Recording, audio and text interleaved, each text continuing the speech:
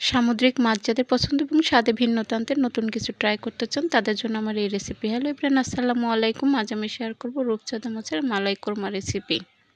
এর জন্য আমি মাছগুলো কেটে ধুয়ে ক্লিন করে নিয়েছি এবং সামান্য লবণ মাখিয়ে নিয়েছি। এরপর ভেজে নেব তেলে।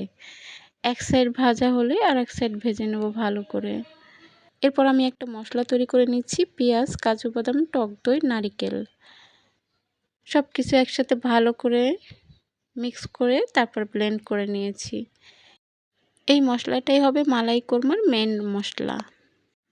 তারপর চুলায় হাঁড়ি বসিয়ে আমি তেল দিয়ে দিয়েছি। তেলের মধ্যে পেঁয়াজ দিয়ে দিয়েছি। পেঁয়াজটা লাল করে ভেজে নিব। তারপর আমি এর মধ্যে অ্যাড করে দিব ব্লেন্ড করা সেই মালাই মশলাটা। এই মশলাটা দেওয়ার পরে আমি কিছুক্ষণ নেড়ে চেড়ে ভেজে নিব মশলাটা।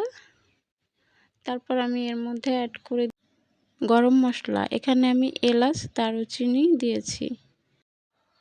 কিছুক্ষণ কষিয়ে নেব। তারপর আমি এর মধ্যে সব ধরনের মশলা অ্যাড করে দেব। প্রথমে দিচ্ছি আদা রসুন ব্লেন্ড। এখানে আমি 2 চা চামচ আদা রসুন ব্লেন্ড দিয়ে নিয়েছি।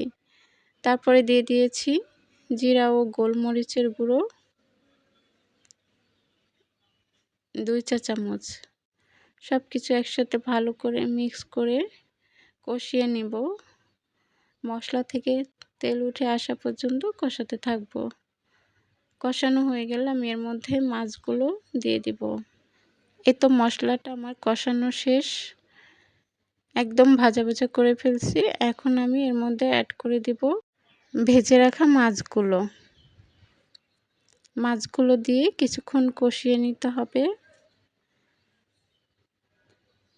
একে একে আমি সবগুলো মাছ দিয়ে দিয়েছি। এখন আমি কষিয়ে নিচ্ছি। কষানো শেষ হয়ে গেলে আমি মশলা যে ব্লেন্ডারে করেছিলাম সেই ব্লেন্ডার ধুয়ে পানি দিয়ে দিয়েছি এবং রান্না করে নেব 15 থেকে 20 মিনিটের মতো মিডিয়াম আছে। তারপর আমি এর মধ্যে কাঁচামরিচ দিয়ে দিয়েছি ক্যাপসিকাম। এখানে 2 ধরনের ক্যাপসিকাম দিয়ে দিয়েছি। ক্যাপসিকামটা আমি দিয়েছি এর জন্য রূপচাঁদা মাছের একটা আলাদা স্মেল আছে, সেই স্মেলটা যাতে চলে যায়। এই তো মালাই কোরমার রেসিপি আমার একদম রেডি হয়ে গেছে। এটা খেতে দারুণ ছিল। সবাই ট্রাই করতে পারেন।